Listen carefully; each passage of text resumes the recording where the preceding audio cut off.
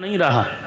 टोडरमल ने घड़े से गिलास जल लिया और पहले दोनों हाथों से दिया था, लो माता जी। अब की एक ही हाथ से दे रहा, लो माँ। अब जैसे ही देखा तो माँ ने फिर एक दो घूंट जल पिया और जिधर ये लेटा था ना उधर वो पूरा जल फैला दिया, लुढ़का दिया। टोडरमल कहने लगा, माँ क्या बात है, बार बार तू जल इधर ही क्यों फैला देती है। माँ कहने लगी, बेटा मैं बूढ़ी हो गई हूं, मेरे हाथ पैर काम नहीं करते हैं। कोई बात नहीं, एक रात की बात है, तू लेट जा। फिर लेट गया। घंटों हो गए, नींद नहीं आ रही है। अब जैसे ही इसकी गर्माहट हुई और जैसे ही इसकी आंखें भारी हुई, और माँ तो इसीलिए बैठी थी, माँ ने फिर कहा, बेटा उठ, बेटा उठ, मुझे प्यास लगी है। अब की बार तो झल्ला करके बोला, एकदम से उठ गया, कहने लगा, माँ ये बता तू आज क्या खा करके सोई है जो बार बार पानी मांगती है। जैसे ही जल्ला करके बोला तो माँ ने एक तमाचा दिया, पागल हो गया है, एक रात में ही तू जल्लाने लगा। और जब तू छोटा था ना, मेरे ऊपर बार बार पेशाब कर लेता था, और जब तू रोता था, चुप नहीं होता था, तो मैं सारी सारी रात तुझे अपनी छाती पर लिटाए रहती थी, घर के आंगन में छाती से लगाए रहती थी, मैं घूमती रहती थी। जब तक तू सो नहीं जाता था तब तक मुझे चैन नहीं पड़ता था। आज भी बच्चे जब माता पिता से कह देते हैं ना कि तुमने हमारे लिए क्या कर दिया है, तो वास्तव में बड़ा क्रोध आता है। लड़के कह देते हैं ना कि तुमने क्या पाल दिया, वो तो सभी पालते हैं।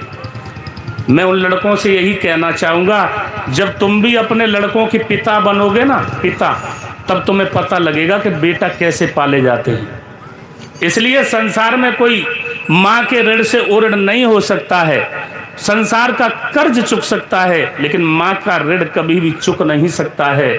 इसलिए माता पिता की खूब सेवा करना चाहिए। सुबह उठ करके माता पिता के पैर छूना चाहिए, आशीर्वाद लेना चाहिए।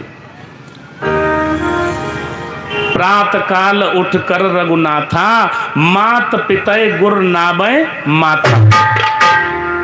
मर्यादा पुरुषोत्तम राम जी भी सुबह उठ करके माता पिता और गुरु के चरणों का आशीर्वाद लेते थे। इसलिए माता पिता की सेवा करना चाहिए। और एक बात ध्यान रखना चाहिए, माता पिता बुजुर्ग हों, उन्हें अनाथालय में नहीं छोड़ना चाहिए।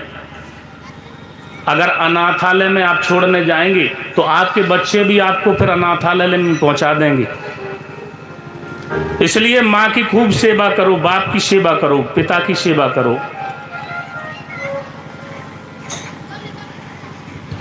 कुछ लोग कहते हैं माता पिता जब जीवित है तब तो सेवा नहीं करते, और जब वो न रहे 10-10 कुंतल के पुआ, 10-10 कुंतल की पूड़ियाँ भंडारे में करते हैं। एक बात ध्यान रखना, मैं ज़्यादा तो नहीं जानता, मैं इतना ही जानता हूँ कि जियत न दे कोरा और मरे लौटाएं।